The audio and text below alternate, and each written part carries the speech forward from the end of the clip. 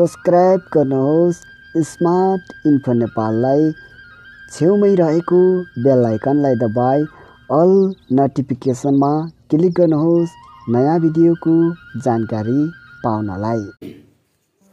Hello and नमस्ते साथीहरू, तपाईहरु सबैजनालाई स्वागत छ साथीहरू स्मार्ट इन्फो नेपाल युट्युब च्यानलमा। साथीहरू तपाईले यहाँनेर अलरेडी थम्बनेल हेरेर रहेछ गरी यहाँनेर भिडियो हेरेर थाहा पाइसक्नु भएको छ आजको भिडियो के को बारेमा रहेको छ भनेर। जो साथीहरू धेरै भन्दा धेरै साथीहरूले टिकटक युज गर्नुहुन्छ उहाँ साथीहरूको लागि एकदमै युजफुल भिडियो एडिटिङ एप्लिकेसन लिएर तपाईहरुको माझमा आएको छ साथीहरू। यदि साथीहरू तपाईले पनि एकदमै इजी तरिकाले भिडियो एडिट गर्न चाहनुहुन्छ भने चाहिँ एक क्लिक गरेरै तपाईले भिडियो एडिट गर्न चाहनुहुन्छ भने चाहिँ सो भिडियोलाई अन्तिमसम्म हेर्नु होला साथीहरू। अनि साथीहरू च्यानलमा नयाँ आउनु भएको छ भने सब्स्क्राइब गरेर सँगै जोडिनु होला।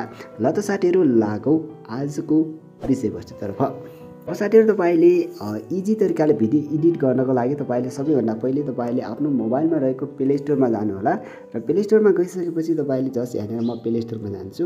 प्ले स्टोरमा गइसकेपछि तपाईले सबैभन्दा पहिले चाहिँ गर्नुपर्ने काम के छ भने साथीहरू यहाँनिर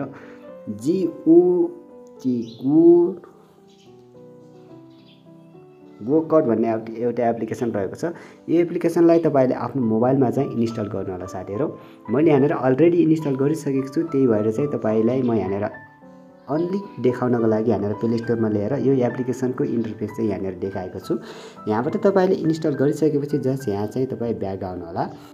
ओके साथीहरू, ब्याक आइसकेपछि तपाईले यहाँनिर गोकट भन्ने एप्लिकेसन जुन छ त्यसलाई चाहिँ तपाईले यहाँनिर ओपन गर्नु होला र ओपन गरिसकेपछि साथीहरू तपाईले यहाँनिर थुप्रै खालको ट्याम्प्लेटहरू पाउन सक्नुहुन्छ जसको माध्यमबाट चाहिँ तपाईले इजी तरिकाले भिडियो फोटो युज गरेर चाहिँ भिडियो बनाउन सक्नुहुन्छ साथीहरू। यहाँनिर देख्न सक्नुहुन्छ तपाईलाई कुन ट्याम्प्लेट चाहिँ तपाईलाई मन पर्छ सोही ट्याम्प्लेटलाई चाहिँ तपाईले यहाँनिर क्लिक गर्नु होला र क्लिक गरिसकेपछि यहाँनिर जस्ट म यो ट्याम्प्लेटलाई क्लिक गर्छु र क्लिक गरिसकेपछि साथीहरू तपाईले यहाँनिर युज ट्याम्प्लेट भनेको छ यहाँ चाहिँ क्लिक गर्नु होला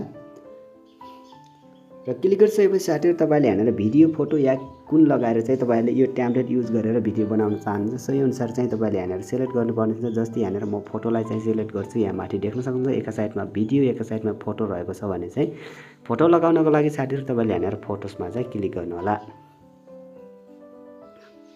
ओके साथीहरू, फोटोलाई क्लिक गरिसकेपछि तपाईको मोबाइलमा जति पनि फोटो छ यहाँनिर देखाउने छ त्यो मध्ये तपाईले कुन फोटो राख्ने हो सोही फोटोलाई चाहिँ यहाँनिर सिलेक्ट गर्नु होला। जस्तै म यहाँनिर यो फोटोलाई राख्छु। ओके साथीहरू, यहाँनिर फोटोलाई राखिसकेपछि यहाँनिर तपाईको भिडियो रेडी भएर आउनेछ। देख्न सक्नुहुन्छ साथीहरू एकदमै गजबको भिडियो बनिसकेको छ जस्ट वान क्लिकमा। अब साथीहरू तपाईले यहाँनिर यसलाई एक्सपोर्ट गर्नको लागि यहाँनिर देख्न सक्नुहुन्छ यहाँ चाहिँ क्लिक गर्नु होला, एक्सपोर्ट गर्नु होला। अब साथीहरू यहाँनिर एक्सपोर्ट हुन केही समय लाग्छ साथीहरू, त्यति बेलासम्म चाहिँ तपाईले वेट गर्नु होला र यहाँनिर तपाईले यसरी आफूलाई मन परेको ट्याम्प्लेट युज गरेर भिडियो बनाइसकेपछि तपाईले इजी तरिकाले यो भिडियो चाहिँ ग्यालेरीमा सेभ हुन्छ र ग्यालेरीमा सेभ भइसकेपछि तपाईले टिकटकमा सजिलैसँग सेयर गर्न सक्नुहुन्छ साथीहरू। ओके साथीहरू, आजको भिडियोमा यति मात्रै जानकारी रहेको थियो। सो भिडियोलाई अन्तिमसम्म हेरिदिनु भयो तपाईलाई धेरै धेरै धन्यवाद भन्दै अर्को भिडियोमा फेरि भेट्छु, छुटिन्छु। नमस्ते।